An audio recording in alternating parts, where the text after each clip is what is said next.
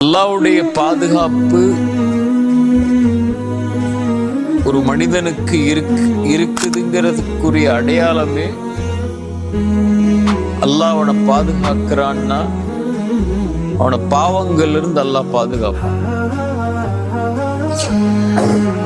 அல்லாஹ் ஒரு மனிதனை பாவம் செய்ய விடாம தடுக்கிறான்னாலே அவன் அல்லாஹ்வுடைய பாதுகாப்புல இருக்கிறான்னு அர்த்தம். ஒரு மனிதன் பாவம் செய்ய ஆரம்பிக்கிறான்னா அல்லாஹ்வுடைய பாதுகாப்பை விட்டு விலகுறான்னு அர்த்தம்.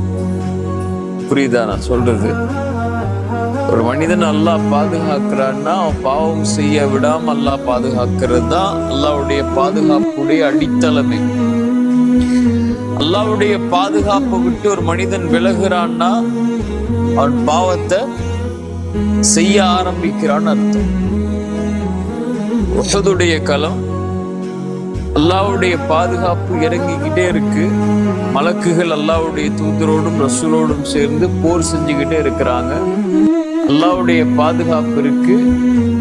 சஹாபாக்கள்ல சிலர் உலகத்துடைய ஆசை கொண்டு கனிமத்துடைய பொருளை அல்லாஹ்வுடைய தூதருடைய கட்டளைக்கு மேல அல்லாஹ்வுடைய கட்டளைக்கு ஒரு அல்லாஹ்வுடைய தூதருடைய கட்டளைக்கு ஒரு விளக்கம் கொடுத்து அந்த மலையிலிருந்து கீழே இறங்கின உடனேயே அந்த பாவத்துக்குள்ள சஹாபாக்கள்ல சிலர் ஈடுபட ஆரம்பிக்கும் போது அல்லாஹ் எதை நிறுத்திடுறான்?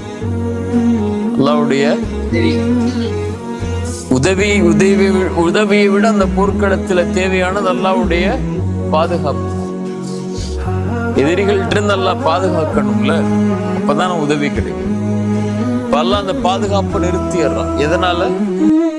சஹாபாக்களுடைய சிலருடைய செயல்பாடின் காரணமா. இதான் அடித்தளம். அல்லாஹ் ஒரு மனிதனை பாதுகாக்கிறான்னா அவனை பாவத்திலிருந்து அல்லாஹ் பாதுகாப்பான். அல்லாஹ் ஒரு மனிதனை பாதுகாக்கிறதுல இருந்து அல்லாஹ் விலகணும்னா அந்த மனிதன் பாவத்தை செய்ய தயாராகும். இன்னல்லாஹ யுதாஃபிஉ அனில் லதீன ஆமனு. அல்லாஹ் ரப்புல் ஆலமீன் ஈமான் கொண்டவர்களை அல்லாஹ் பாதுகாப்பான். அவ்வளவுதான். வானம் பூமிகளில் உள்ள எல்லோரும் ஒன்று சேர்ந்து அவனுக்கு எதிராக நின்னாலும் சரி, அல்லாஹ் அவனை பாதுகாக்கணும்னு நாடிட்டான்னா அவ்வளவுதான் முடிஞ்சு.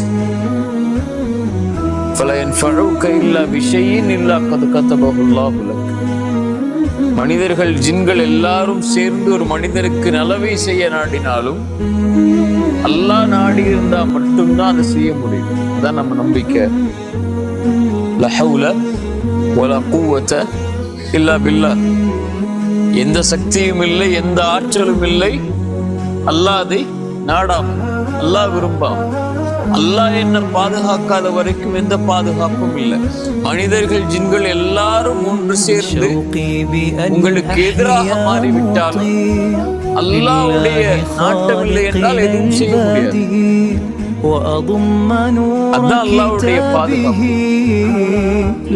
ஒரு மனிதன் பாவத்தில் நுழையும் போது அந்த பாதுகாப்பு எப்ப அந்த பாவத்தை விட்டு வெளியே வர்றானோ அல்லாஹ்வுடைய பாதுகாப்பை